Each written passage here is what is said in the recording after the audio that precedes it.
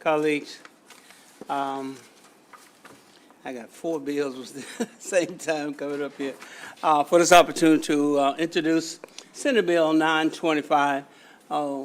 Very straightforward, simple bill, but the bill basically seeks to modify the requirement regarding the number of days and hours of operation for an in-person voting center during the special election conducted by mail in Prince George's County. I ran out here, I can't run like you. And Montgomery County already has such a system, so we just want to use that format as a means of doing the same. And I have with me today the Deputy Administrator for Prince George's County Board of Election, Janine Banks, who will respond to any specific questions that you might have, but this would be a great saving, if you will, for Prince George's County and for the citizens of Maryland if we can hopefully get this bill passed. With that, Ms. Banks, if you want to add anything, you can. pardon me? I was just telling Ms. Banks she can add anything. Just pull the mic over, please. Thank you. Good afternoon, Let me Chair. just send Ms. Banks to work for me when I... Members of the Education, Health, and Environmental Affairs Committee. Thank you for the opportunity to speak in reference to Senate Bill 925. I'm going to just skip portions of my testimony and go to the why. So Senate Bill 925 provides our county council, in consultation with our Board of Elections, the authority to prescribe the length of in-person voting that would occur during a vote-by-mail special election in Prince George's County. Under current law, we're required to hold early voting for 6 days at a minimum, with one vote center for a single district, or one vote center per district for a countywide election. And there's no flexibility in the provision of this law to reduce the number of voting days if the county sees fit. This bill will authorize the county council to decide how many voting days would be necessary and would give us flexibility to determine that. As you may know, the Prince George's County Board of Elections recently held a special election to fill a vacancy in our council district. And due to the timeline required for that election in our county charter, the county council had no choice but to hold the special primary election over the holiday season. January 4th was the election day, and the special general election was on February 1st. And the county council approved an election to be conducted by vote by mail. However, there again was no flexibility, which resulted in early voting being conducted over a 6-day period beginning on December the 27th and ending on January the 3rd. There's a high cost for keeping the early voting centers open for that length of time, and 3 days would have saved resources. During that early voting period, approximately 200 people voted. So for the reasons stated above, we urge the support of Senate Bill 925 and urge a favorable report. Thank you. Questions for the good senator or Ms. Banks? Senator Croza. Thank you, Mr. Chair, and thank you. I know this is a local bill, but I always try to learn what's going on in other counties. Sure. So what is it currently, and what do you want to change it to as far as the number of days? Sure. Currently, state law requires 6 days of early voting in a vote-by-mail election. The only exception is in Montgomery County, and Montgomery County can choose the flexibility of what they see fit. Of reducing. Or adding. Okay. Okay, and so you're looking for that same flexibility? Yes. Okay, thank you. Further questions? Seeing none, I'm sorry. Vice Chair. Vice Chair. Ms. Banks, thank you for all you do. We know how much pressure there is on our local boards, staff, and board members. Unrelated to the bill, in 2 or 3 sentences, how does the new election day and filing day affect you all? Are the LBEs happy? Just super fast, please. Well, into the mic, if you would, please. Sure. We're still figuring it out. We have to contact our early voting centers to make sure that the private ones are available. So I can't really give you the Still scurrying. Okay. 911. No. Okay. All right. Yeah, oh, Because- that's funny. That's very funny. I Okay. can- Yeah, okay, understood. Thank you so much. Good luck. Seeing no further questions, that completes the hearing on the good senator's bill. Thank you, Ms. Banks, for joining us. We're going to go to Senator Huff's bill, and Mr. Clark from his office is going to be presenting on 952, filling Board of Education vacancies. Yes, thank you, Mr. Chairman. Senator Huff apologizes. He had a family issue. So, Mr. Chairman and members of the committee, I ask you to support Senate Bill 851, which would create a special election procedure for the Frederick County Board of Education if a vacancy occurs 30 days before the candidate filing deadline for the next primary election following the vacating member's election. Under the bill, the county executive will still make an appointment, which has to be confirmed by the county council. The appointee will serve until the next regular election, when they will have to run in a special election to retain the seat. Because the special election aligns with the regular presidential or gubernatorial election cycle, there is no increased cost. The special election takes place alongside the regular election, so for example, if there's 3 full terms up for the election, the 3 highest vote getters receive the full terms, and the 4th highest vote getter would receive the partial term. County Executive Gardner and the County Council are in support of this measure. The Frederick County delegation unanimously supported it, and there's a delegation letter of support. So therefore, I ask that you give Senate Bill 952 a favorable report. Yeah, we do not have a copy of the letter from It was just sent this morning, Mr. Chairman. It's in the mail. It was sent to the I'm sorry. person. We do not have it yet. Okay. So whether it's electronic or hard copy, find another copy and get it to us if you can. Will do. Local bill, we have a letter. Discussion, seeing none. Thank you. Thank you. That completes 952. You want to go, Senator Gallion? Senator Gallion is presenting for the Harford County Senators, 908 and 1000.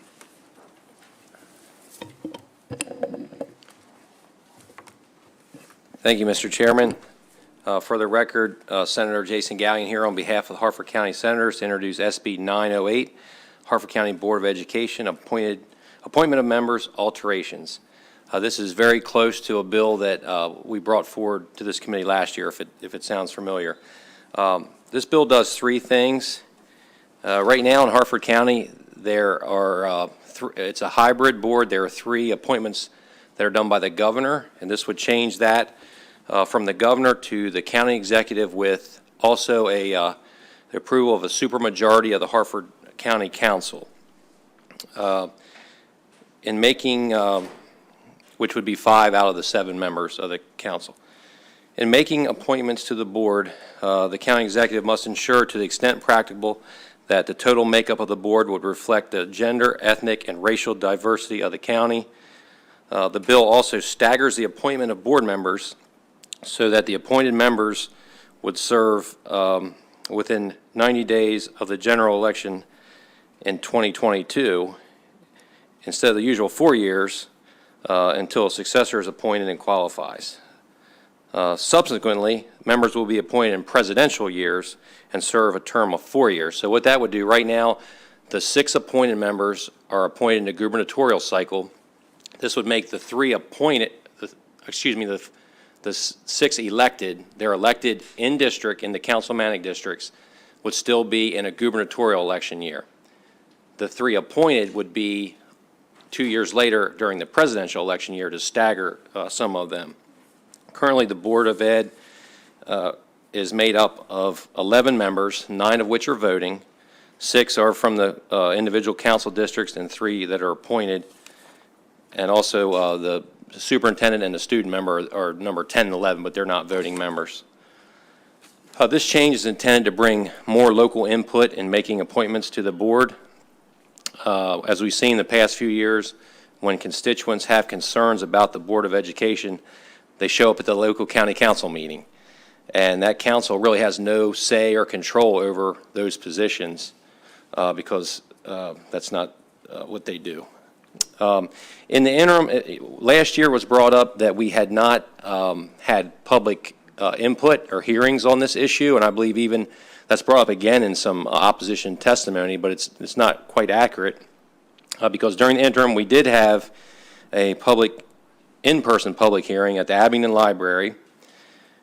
There was probably 20-some people there. There was a split between some wanting all elected, some wanted still some sort of hybrid, but I would say a majority did want this board to be have more local flavor, so to speak, from the local officials. And also the Harford County House delegation just a few weeks ago had another virtual hearing about this issue with the bill as we have it now, where it was discussed. There's been some talk about having an all-elected school board in Harford County, but the timeline just wouldn't work out, for one thing, at this point. And also, I really feel that this strikes a good balance between keeping the current hybrid structure while giving more local control of this process. So I would like to move this and ask for a favorable committee report on this bill. Discussion. Seeing none, thank you. Yep. Next bill, we'll see if you're batting 1,000. SB 1000, Harford County Senators. All right, my batting average might go down a little bit. We'll see. Good afternoon. Once again, for the record, Senator Jason Gallion here on behalf of the Harford County Senators to introduce Senate Bill 1000, Harford County Alcoholic Beverages Class L license. This bill's going to look different than what you have. This is similar to a bill we heard earlier from my colleague from District 38, but with the forthcoming amendments that we're still working on, it would pare this down to a Harford County producers only bill, more or less. So right now we're looking at where it would just be Harford County produced wineries and breweries that could sell their products at the opposite or whatever. So for instance, if you and your significant other go out and want to go to a local farm brewery, but one of you doesn't like beer and likes wine, you could have wine from another local Harford County produced entity brought in and vice versa. So the intent of this is to allow, as the amendment version will be, to allow for local producers rather than for manufacturers from all across the state. It would also allow the local breweries and wineries to cross-promote. And for reference, Harford County right now has 7 breweries, 3 wineries, and 1 distillery. We just want to strike a balance of letting these smaller manufacturers be able to sell to a wider variety of people their products, and only within that local level there in Harford County. And one other note, I serve, as you know, as the agricultural specialist for Harford County government, which is like an ag marketing position. And really the main part of my job is to work for the Buy Local initiative, where we're supporting these local agricultural businesses. And for our farm breweries and our wineries that grow their own grapes, this is a way for them to work together and really cross-promote things. So it would be great for at the local level. So with that, I'd like to move for a favorable committee report on this as well. Thank you. Senator Carrozza. Thank you, Mr. Chair. And as we know, we heard this same local bill for Worcester County. And given the discussion that we had during the hearing, there were follow-up conversations about narrowing and limiting the options to try to address concerns, but at the same time see how we could help support some of the small these other small businesses. You mentioned a narrowing or an amendment of your proposed bill. Right. Could you go into a little bit more detail on Sure. that? So, for example, at a local Harford County farm brewery, instead of them being able to bring wine or beer or something in from Western Maryland or from the shore, wherever, they could bring it in, but it would have to be from another Harford County producer. Okay. So it would really narrow it just to Harford County. Harford County manufacturers? Yes. Okay, thank you. Seeing no further questions for Senator Gallion, thank you, Senator. Let's go to the opposition, Steve Wise and Mr. Manis.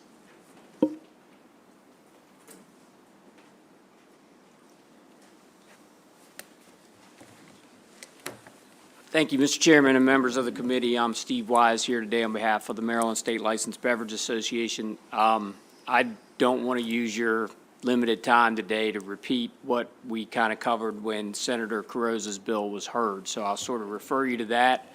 If you want me to repeat it, I will, but I seriously doubt that you do. But I'm happy to answer any questions. Briefly, just Sure. to remind the group what your argument was. Less than a minute.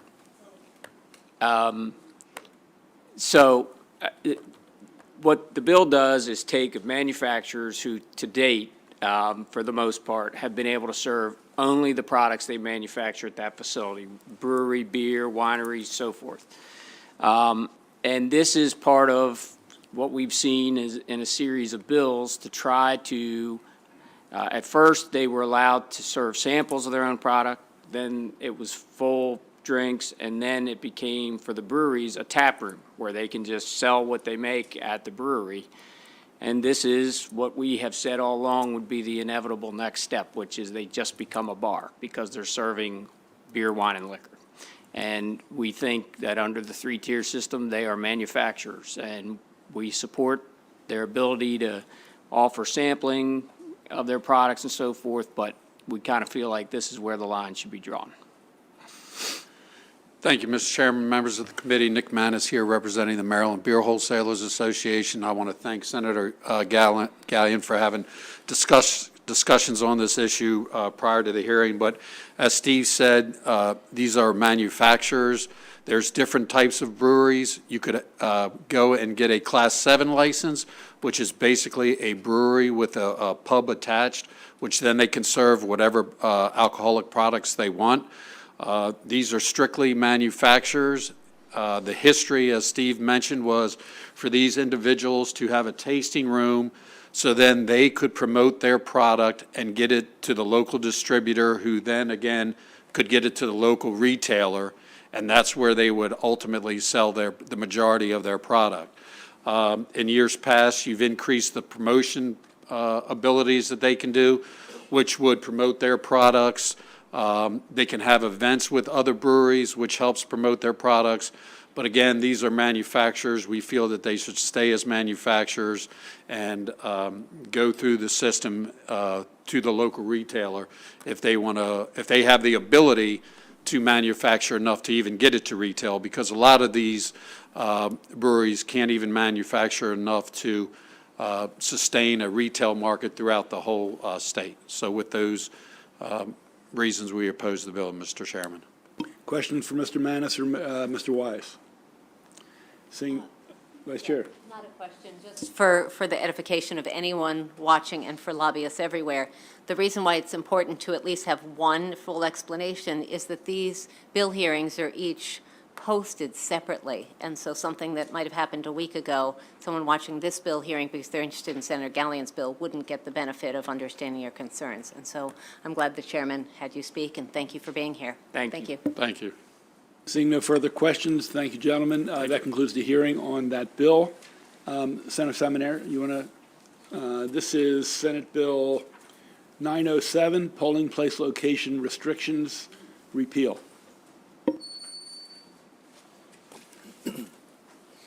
Thank you, Mr. Chairman. For the record, Senator Brian Simonaire, and I appreciate the timeliness of getting this on the hearing.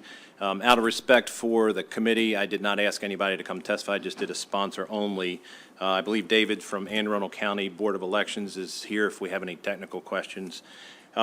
We know elections are challenging right now for the boards, especially we just saw that they pushed out the filing date and the primary election.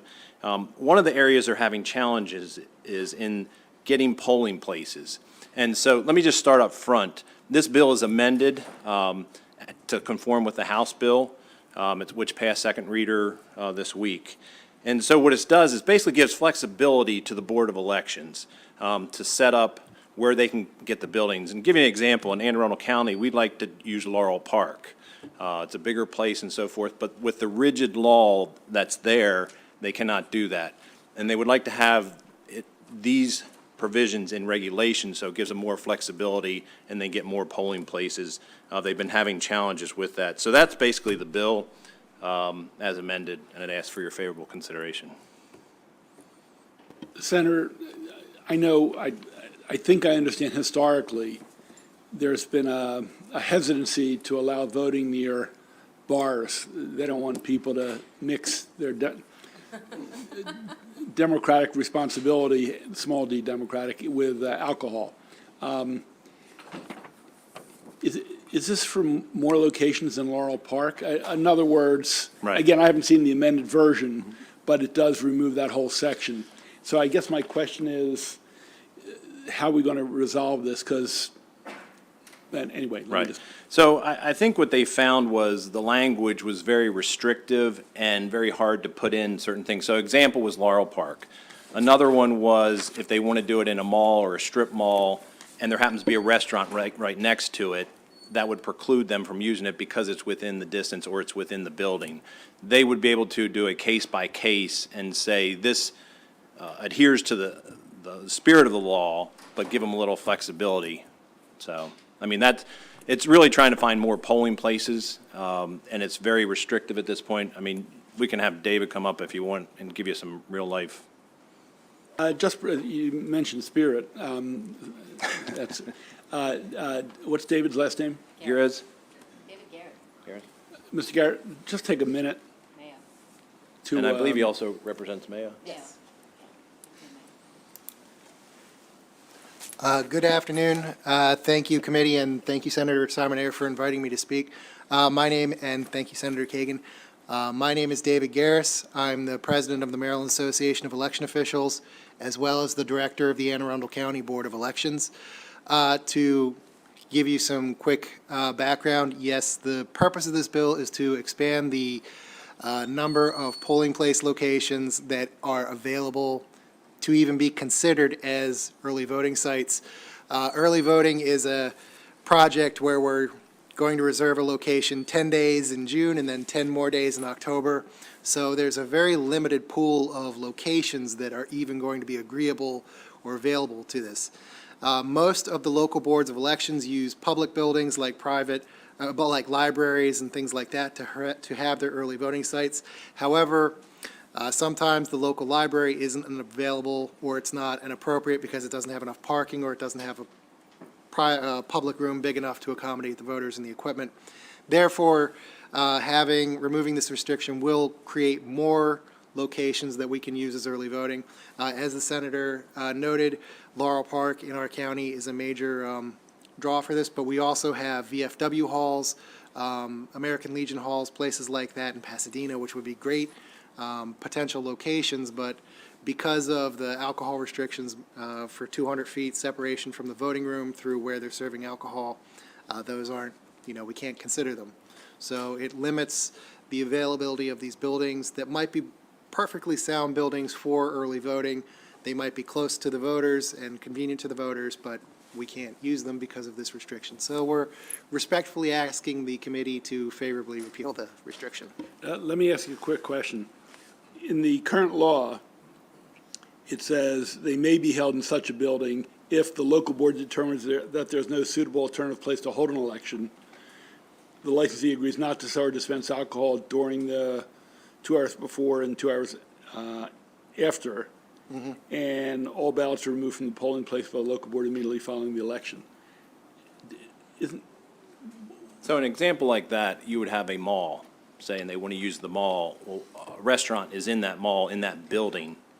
So you would run into problem there. Exactly. And that's because it says They in any agree not to building sell. or part of a building? So the mall is the definition of the building? Yes. And what about Laurel Park? That would be the distance between the polling room where the voting will occur and the, where they serve alcohol. Right, but on that day, could they not stop selling alcohol and you don't have another suitable place and ballots are taken immediately afterwards? Well, in Laurel Park's case, we're using it as an early voting site, so it'd be 8 days when they wouldn't be able to, they'd have alcohol restrictions. And in that part of Anne Arundel County, there are no real suitable areas where we can do early voting. It is, in order to comply with Senate Bill, I believe 725 or 745, we want to be in that part of the county because that's an area where we have a high minority area, and that's part of the community that we want to serve.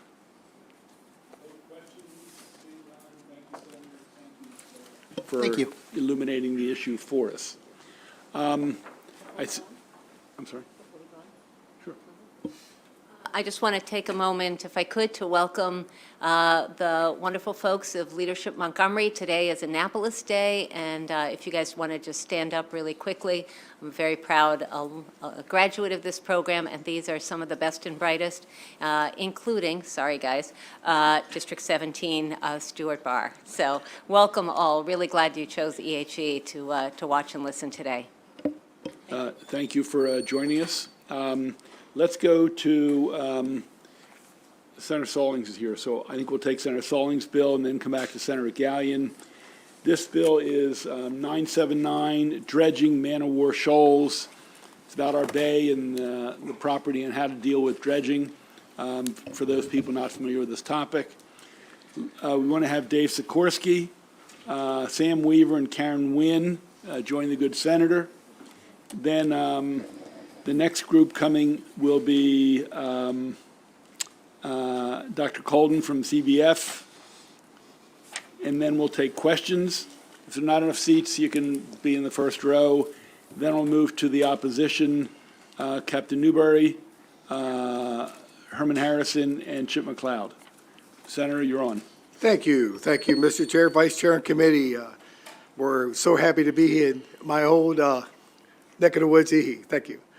For the record, I'm Senator John Ray Salling. I'm here today to protect our reefs, protect our shoals, protect our fisheries, and protect our bay.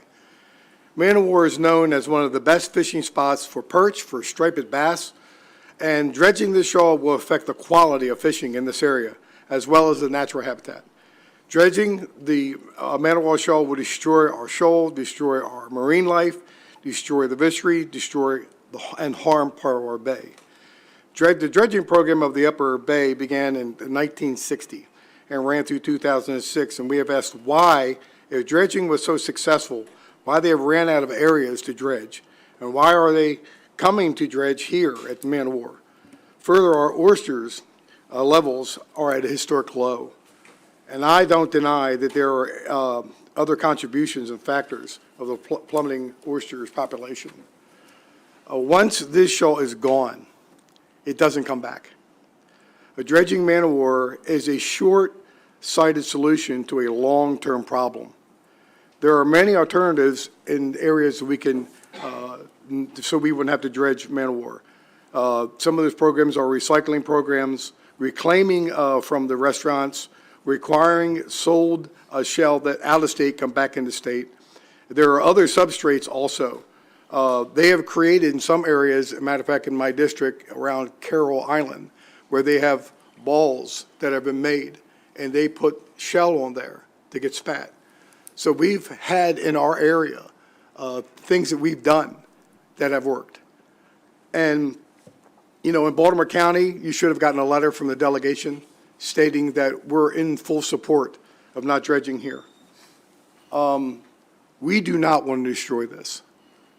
It's the last and biggest reef in our state. We want to protect this. I understand the division that we have with our watermen and with our fishermen. We want to work as hard as we can to solve some of our problems that we have had for years now with shell and with our oysters in the population. And I'm willing to work in any way, shape, or form to work with our people in the Eastern Shore and other areas. And I just want to say that I hope you approve this bill because it's for the Bay and for our shoal. Thank you very much, and if you have any questions, I'm here to answer. But we have an awesome panel that I know can explain this even better. Thank you very much. Thank you, Senator. Mrs. Sikorsky, CCA. Thank you, Mr. Chairman, Madam Vice Chair, members of the committee. My name is David Sikorsky. I'm the Executive Director of Coastal Conservation Association Maryland, CCA Maryland.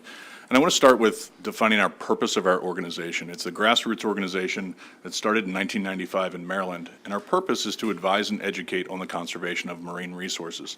It's part of what I'm doing here today. And our objective is to conserve, promote, and enhance Maryland's marine resources for the benefit of the general public. And the general public piece is key. These resources belong to the public, and I think all of you understand the gravity of that and the role you play in shaping public policy, especially for our environment. And for 46 years, as the senator said, the shell has been removed from the Upper Bay. 196 million bushels. 196 million bushels have been removed on taxpayer dime, which has forever changed the landscape of the Upper Bay and impacted current crabbing, current fishing, current use. And yes, the things that are in the bay are out of sight and out of mind, so it's really hard to wrap your head around it. But think of your case in the middle of the room here with the TVs in it as a shoal. Tidal water hits it, turns it over, creates oxygen, and on top of the shoal, right now, in our testimony, there's actually an underwater picture from 2019, but on top of it is hard bottom. It's stone, it's old shell, it's mussels, it's things that create life. It is the very bottom of the ecosystem in the Chesapeake Bay, but especially in the Upper Bay, a place that we all know is continuously impacted by sediment. And so as the director of a membership organization, we rise to address the issues that are most important to our members. I'm proud to say that Mr. Sam Weaver and Karen Wynn are both members of CCA from the Eastern Baltimore County area that have continuously been impacted by this issue. And I've worked with leaders and businesses throughout Eastern Baltimore County to weigh in, and you'll continue to get emails on this bill, because this is the third time we're here today asking if this is a good public policy question. Should we be ripping shell from the middle of the shoal, not the western third where the hardworking Baltimore County watermen place spattle and shell for rotational harvest? That's not in consideration. That area is protected by DNR's plan. The eastern third of the shoal is an oyster sanctuary. There's no plan to do anything with the shell there. So all of the activity would be concentrated on the very middle, which will completely weaken this large 1.5 mile wide shoal. And so what we're asking today is to stop the opportunity for the Board of Public Works to say yes to dredging. We're asking for the legislature to speak and say prohibit dredging. So that would be the public policy question. Do we want to repeat a 1960 policy that worked to replenish oysters in other parts of the bay? Do we want to do that in the face of what we have today, which is actually an increase in oyster population in some places where harvest is occurring? We're actually seeing things work.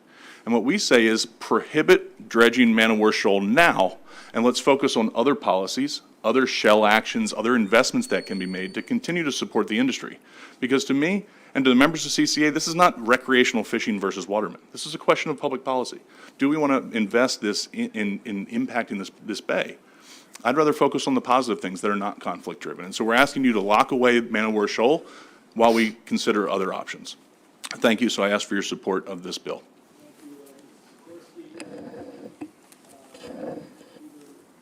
Mr. Weaver, in whatever order you choose. Okay. My name is Sam Weaver, and I've been in business with Weaver's Marine Service for 77 years. I'm also on the board for the Baltimore County Marine Trades Association. I'm on the board for the Hart Mowers Island, Friends of Hart Mowers Island. I'm also the president of Maryland Waterways Foundation. We picked up 260,000 pounds of trash out of the waterways last year. I'm in 4 yacht clubs. And any given weekend, if you drive into my yard, most of the tags or half the tags are from out of town. They come there because of our natural resources. They're not coming down there just to go for a ride. They come down to enjoy the natural resources and the fishing grounds that we have close to us. If they keep destroying the resources that we have, not only is it going to hurt the Upper Bay, but it's going to take away the reason for people to come and do their boating and all in our county. So I'd like to support the Senate Bill 979. Thank you. Okay. Hi, my name is Karen Wynn. I'm the co-founder and executive director of Maryland Waterways Foundation. I'm a board member also of the Marine Trades Association of Baltimore County. I'm an appointed member of the Citizen Oversight Committee, one of the oldest oversight committee for Hart Miller and Pleasure Islands, and I'm an appointed member of the Baltimore County Commission on Environmental Quality. As Mr. Sikorsky mentioned, I'm a member of Coastal Conservation, so I'm an angler and I'm a boater. I am here today representing some of the organizations I mentioned, and also representing my community to ask for your help as state leaders to help protect my backyard and vote favorably for Senate Bill 979. I'm an educator and devoted to cleaning up the bay and to make it healthier and more sustainable for all people. I'm proud of the rich history of the Chesapeake Bay and proud to live, work, and play on the bay.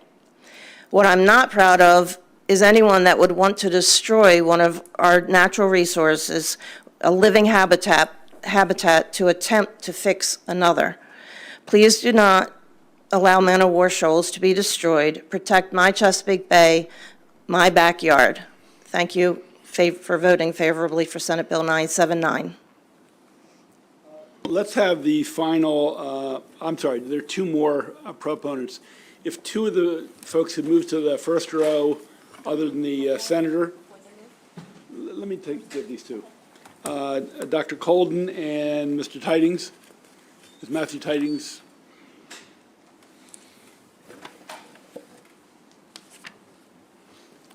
Dr. Colden, welcome.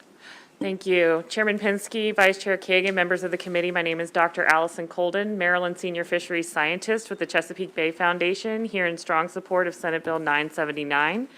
As you've heard already today, man-o-war shoals is a very unique habitat. It's our last remaining relic three-dimensional oyster reef in the Upper Bay. What makes it so special and unique? Imagine, if you would, for a moment, you can close your eyes if you'd like, draining down the bay. And what you would find once you drained all the water out of the bay is the majority is a vast, muddy, unstructured landscape. The oyster reefs that were once dominant in this landscape and structured that landscape in the habitat, the majority of those are gone. And so what we have remaining is very few, like man-o-war, these relic reefs, which are a symbol of what the oyster reef population in the bay used to look like. And despite the fact that the shoal no longer holds a large oyster population, it still serves as extremely important habitat.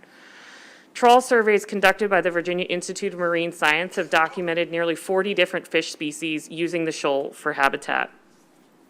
Proponents of dredging man-o-war shoal will say that the shell from man-o-war is absolutely necessary to support the Maryland public oyster fishery, and will cite the 46-year-long seed and shell program that plied shell from the Upper Bay and moved it to other habitats down the bay. However, during the period of 1980 to 2009, during which that program was in use, habitat for oysters in the Chesapeake Bay declined by 70%. In the 2021 to 2022 oyster season, which is still ongoing, many will say it will be a very successful year. We've heard that more than 400,000 bushels of oysters are likely to be harvested. And this program, the Seed and Shell program, has not been happening for the past 16 years. Lastly, the shell from man-o-war shoal is not particularly special. Shell alternative materials have all been used in other places and could be used here. And for these reasons, we ask for a favorable report on Senate Bill 979. Thank you. Thank you. Let's go to Mr. Tidings, then we'll take questions. Thank you, everyone, for allowing me to be here, and good afternoon. My name is Matthew Tidings, and I come here today as an Eagle Scout. Mr. Tidings, Oh, I'm sorry. Great. It's being streamed, so we want them to be able to hear. Right. My name is Matthew Tidings, and I come here today as an Eagle Scout from Troop 355, a voter and a taxpayer in Maryland, in support of passing Senate Bill 979 to save man-o-war shoal. And now, as was mentioned by everyone else, while there may be limited short-term benefits to dredging, such as moving the material and allowing other oysters to grow, this is not really a sustainable model, as oyster shells generally degrade quickly over time to about a time period of 6 to 8 years, as has been the case with previous other dredging projects. And between 1960 and 2006, the Maryland Department of Natural Resources has dredged nearly 200 million bushels of buried oyster shell to areas of higher salinity in the bay during the repletion program, and the result being relatively lackluster overall and a relative depletion of valuable finite resources here in Maryland. A more sustainable and cheaper alternative in some cases could be to follow the steps of our neighboring state, Virginia, and some steps taken in the Gulf of Mexico to use other alternative resources such as limestone, concrete areas to regrow oysters. The man-of-war shoal has been used non-destructively by many fishermen, especially those in my family, for generations. Local watermen have actually helped increase the local oyster population there by using spat on gel planting. And this would help them protect their own livelihoods. And given the impacts of dredging in the area, the current impact of runoff in the Susquehanna and Conowingo Dam, any action taken to dredge this important habitat for marine life is quite frankly unjustifiable. We cannot sacrifice long-term sustainability and local jobs over short-term benefits. For these reasons, I respectfully request a favorable vote of Senate Bill 979. Thank you. Questions, Madam Vice Chair? Thank you, Mr. Chairman, and thank you, Senator Salling. It's always good to have you back in EHE, and thank you to everybody who testified. On behalf or for the benefit of the Montgomery County leaders who are with us, I wonder if any one of you would give 60 seconds on what Hart Miller Island is, because when I was first elected to the House, I was fascinated by it, and I'd love an update. And so whichever one of you feels like you're most, please, any of you, just 1 minute though. It's a pretty cool thing, and yeah. Thank you, sir. Hi, I'm Sam Weaver, and I was out there before Hart Miller's Island was turned into a dredge site. It was eroding away to nothing. Since then, they've diked it up. Sorry, you have to start once upon a time. Here's what Hart Miller Island is. Yeah, For once people upon who a have time. never heard of it. Okay, once upon a time, there was two islands, Hart Island and Miller's Island, off the south end of I guess it's south of Rocky Point Golf Course, for everybody that knows where that's at. Nope. Okay, Upper Bay. Thank you. Outside of Middle River and Back River. And it was a favorite swimming hole for everybody around, and some of us, my age, objected to what they were going to do because we didn't understand it, but now they have turned it into a beautiful site. It's 1,100 acres now. The south cell's open. You can go out there bird watching. You can ride bikes. You can rent kayaks and canoes. They have snowballs and bathrooms and everything else out there. But the key thing, I think Mr. Sikorsky is dying to add on, isn't that where the dredge material goes? I do like to talk, yes. So it's where Super. dredge material is contained in Hart Miller Island. A large dike was built, 1,100 acres, to fill it with dredge material to keep our harbor open in Baltimore. So making sure, our Port of Baltimore is like the third largest employer in the state of Maryland, which we may not know about, and yet it's hugely important. We've got to make sure that generally ships can get in and out, despite the problem we're having today, apparently. And Hart Miller Island is one of the reasons why it works, because we need ships to not get stuck on the way in or out. And it's part of why we can get a lot of cars and stuff that are being shipped in from other countries brought in to Baltimore, because we've got a great transportation system and stuff. And that is so. Thank you so much. Appreciate it. Thank you. Thank you. Ladies and gentlemen, other questions on the substance of the bill? Senator Carrozza. Thank you, Mr. Chair.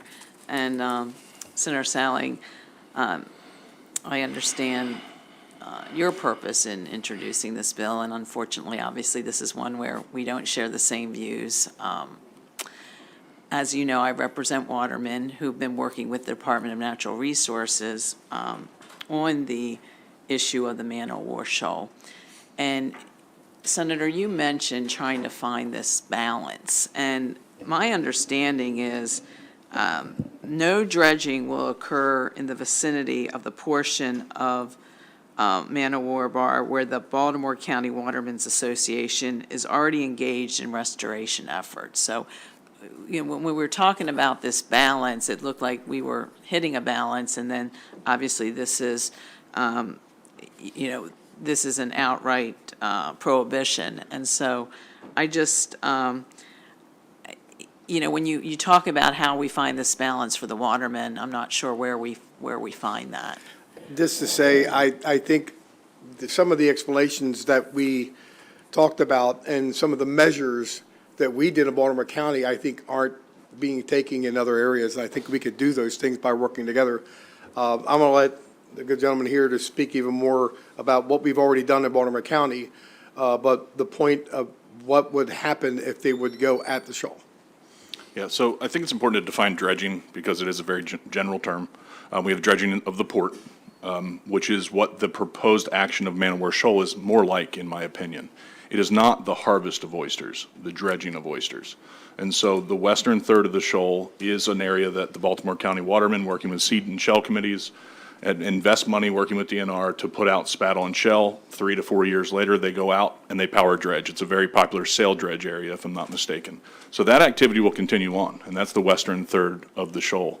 The portion of the shoal that's in question and will be mechanically dredged, more like strip mining, is the center portion of the shoal. And I would say that that's what the public cost here is. We're asking the public to give away that portion of the shoal, take the buried shell, and place it somewhere else in the bay so that natural oyster spat can attach to it.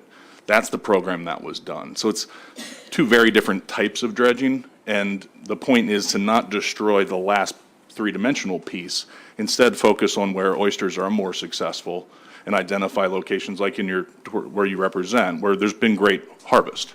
And so it's really 16 years ago, the removal of buried shell in the upper bay stopped.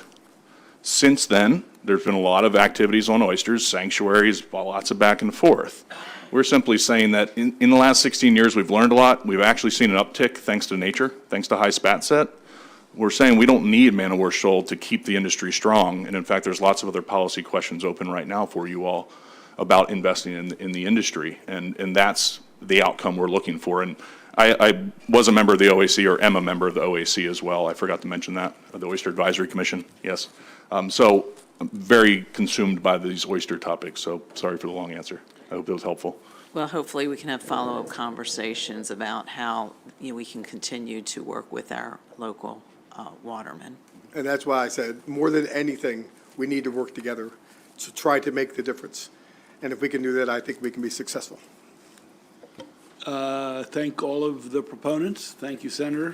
Thank you, sir. all. Thank you, Mr. Chairman. We're going to move to the opposition.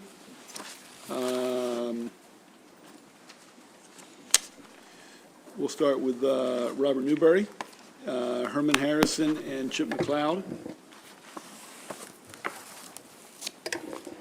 You may proceed in whatever order you choose. Thank you, Mr. Chairman, members of the committee. My name is Chip McLeod. I'm an attorney from the Eastern Shore, and I'm here on behalf of the Clean Chesapeake Coalition and the Delmarva Fisheries Association. And this is, it was mentioned that this is a topic you've heard about, and that's for sure. We've submitted written testimony, both the Clean Chesapeake Coalition and Delmarva Fisheries Association, which I hope you will take a chance to look at because it's quite extensive, but I do want to make some highlights. For those of you that have been on this committee for a while and understand the oyster fishery and oysters, shell is so important. Natural Chesapeake Bay shell is the absolute best, and there's a lot of it buried under mud in the upper bay. Man-O-War shoals, it just so happens, and this is in our testimony, DNR, in their recent oyster management review for the years 2016 to 2020, out of 232 oyster bars, DNR ranked Man-O-War shoal last, number 232 as an oyster bar.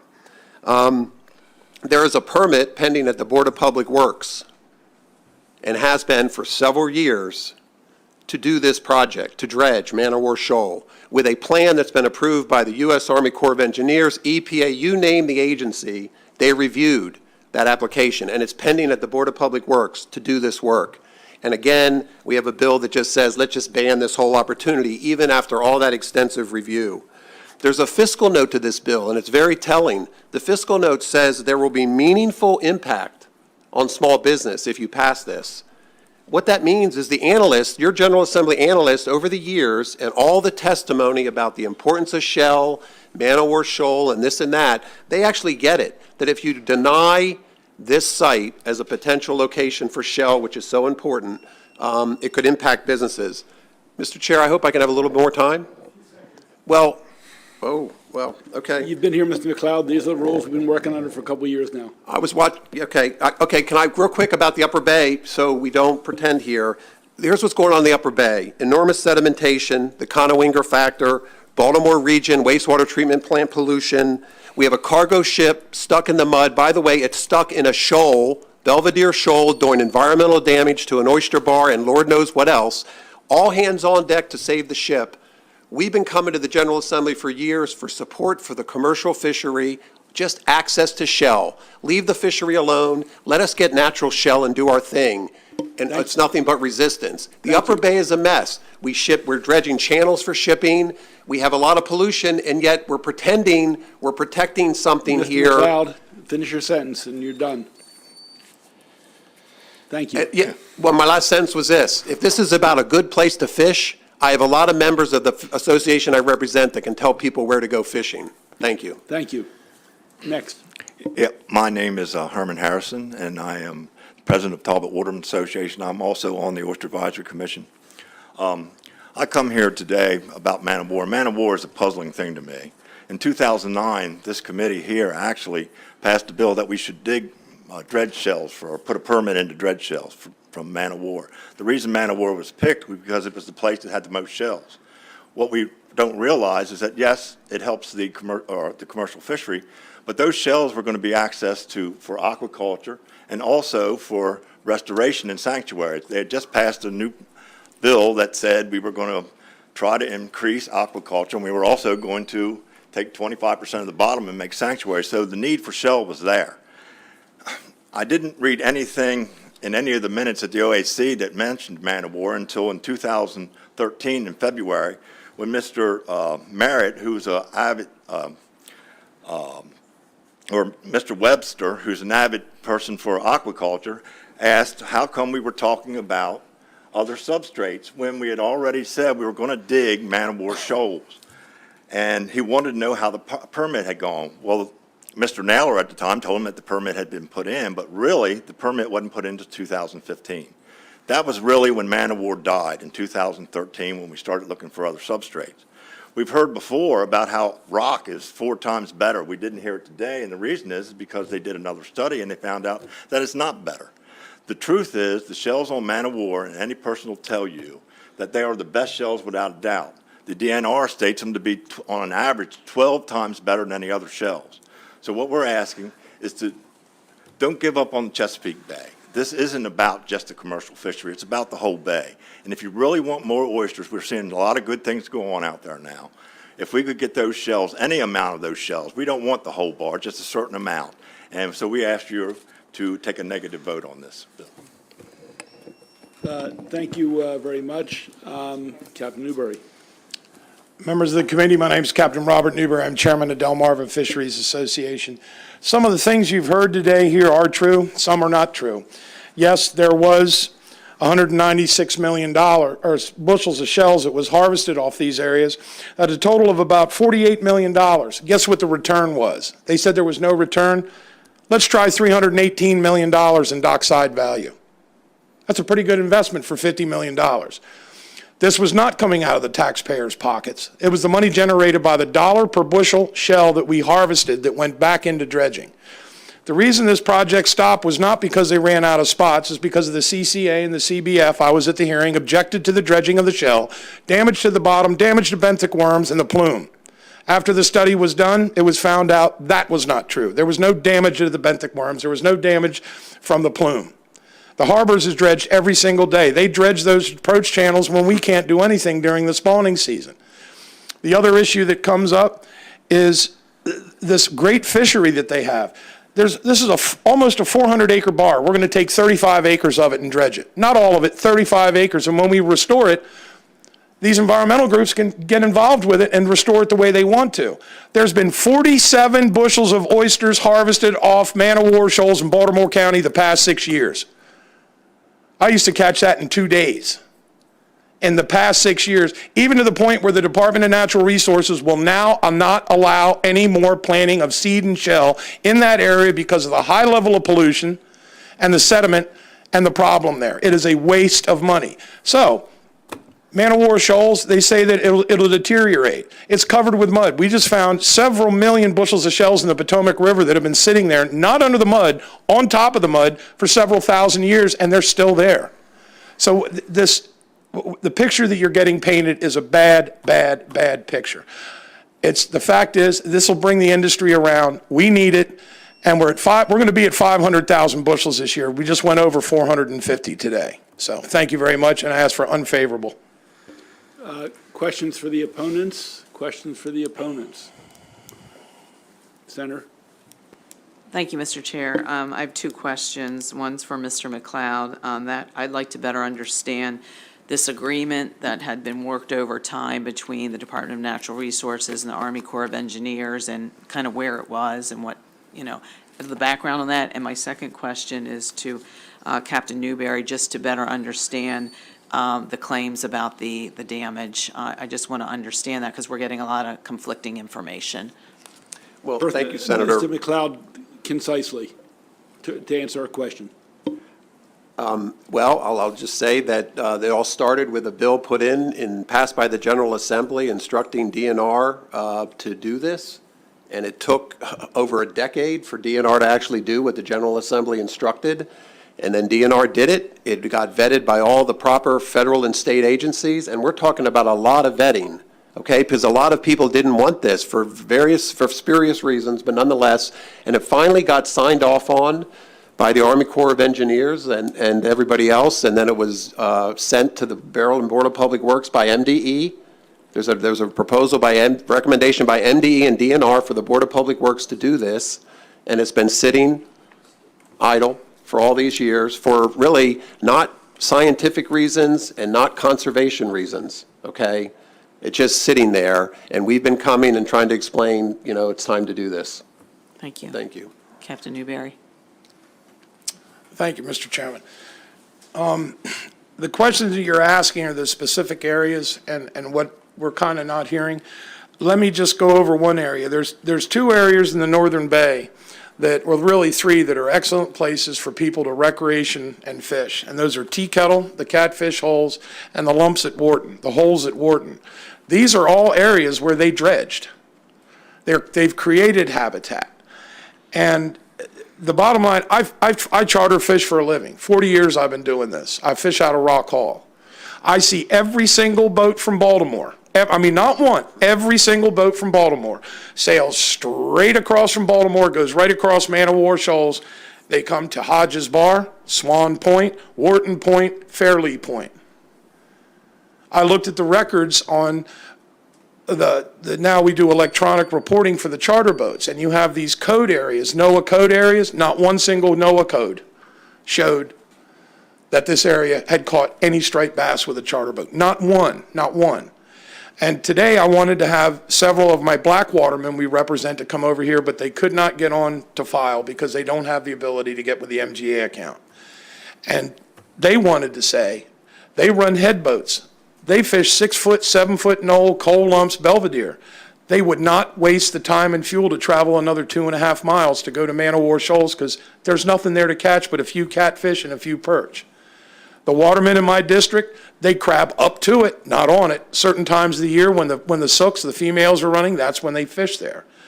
But it's not this fabulous area. But the thing I want to emphasize is once the extraction is done, they're going to cut these channels in. These channels can be filled with boulders, with these fantastic reef balls that we happen to catch in our anchor all the time, but they're all right, I guess.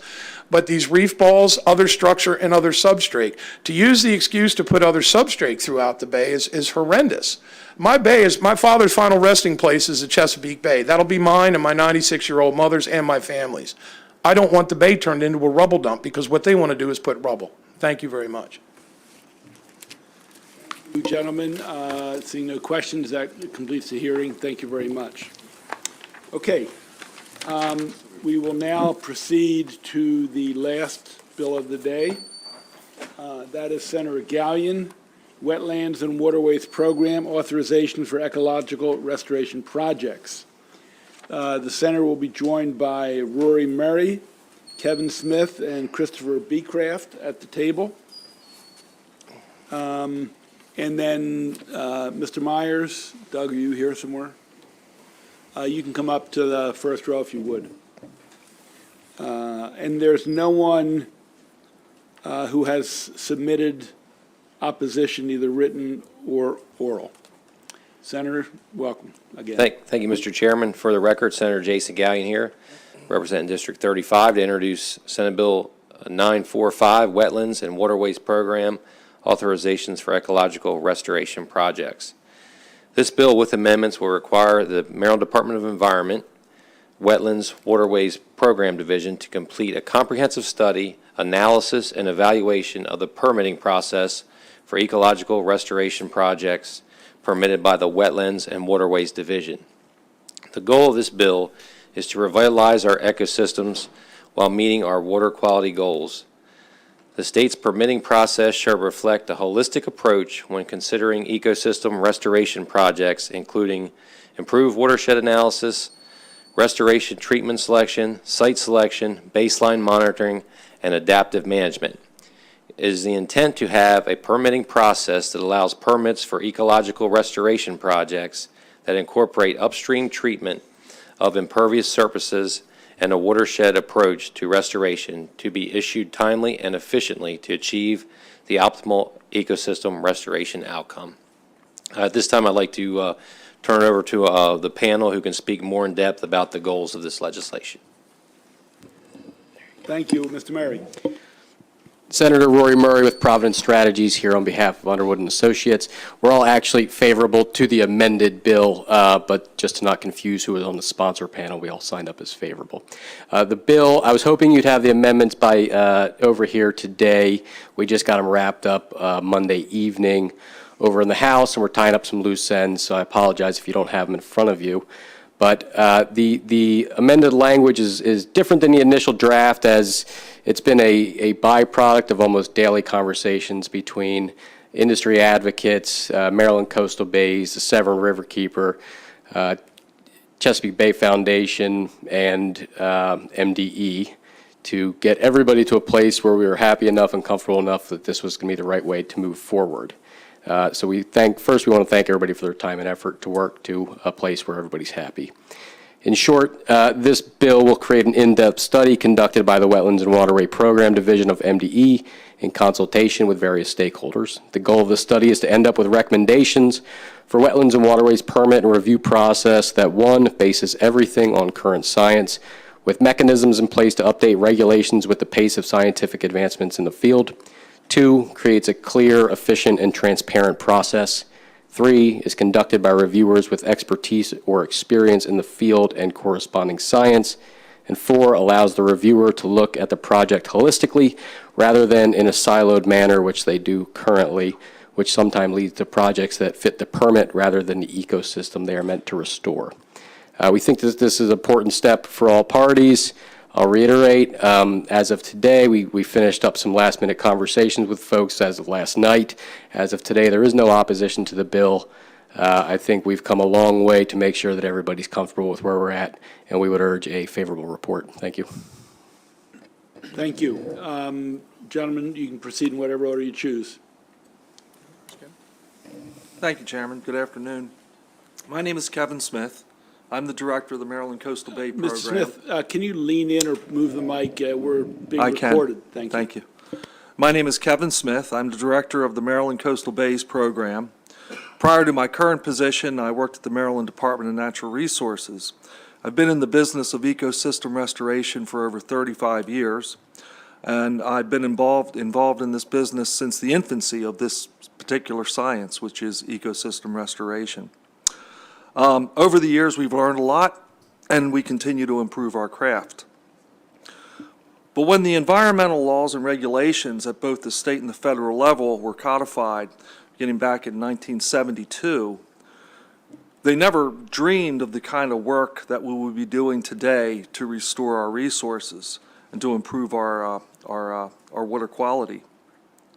We do this to improve water quality, restore fish and wildlife habitat, and improve the overall quality of life.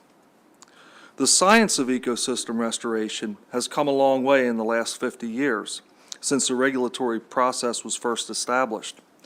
The science has evolved, but the regulatory process has not. And this is why this bill is so important. We need to bring the regulatory process in line with the current science. We need to ensure that the regulatory process does the following 3 things. 1, it should be efficient. 2, it should be cost effective.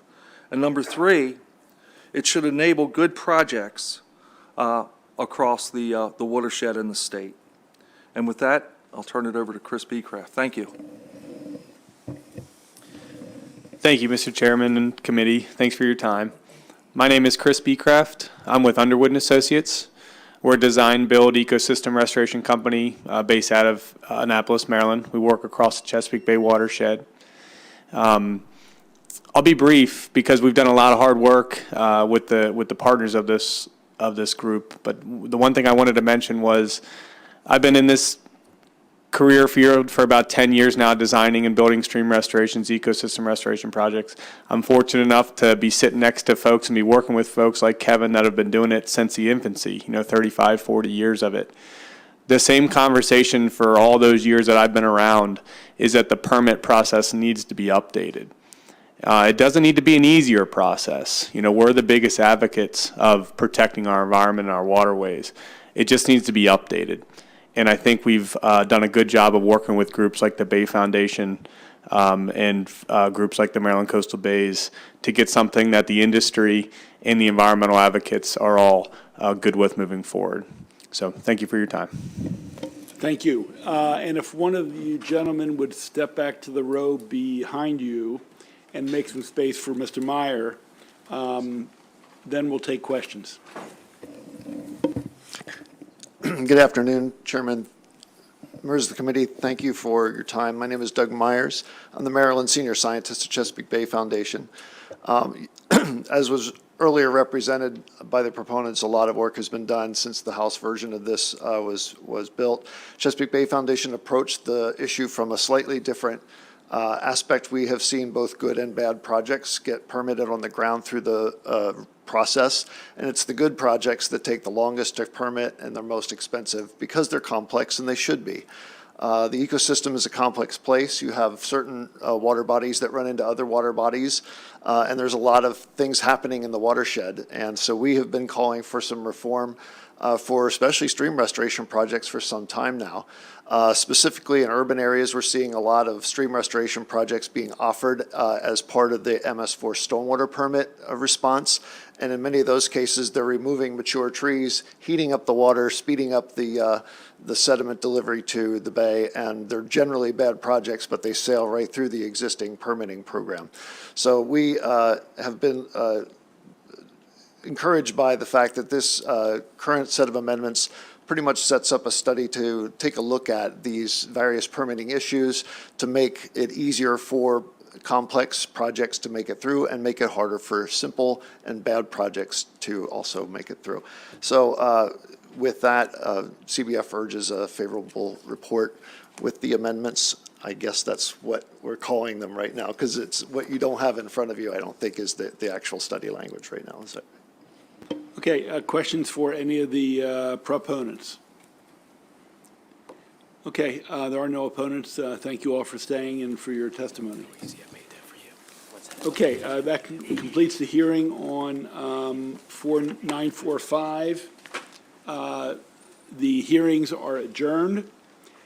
Committee, two of our members are testifying at two other committees. It is now 2:18.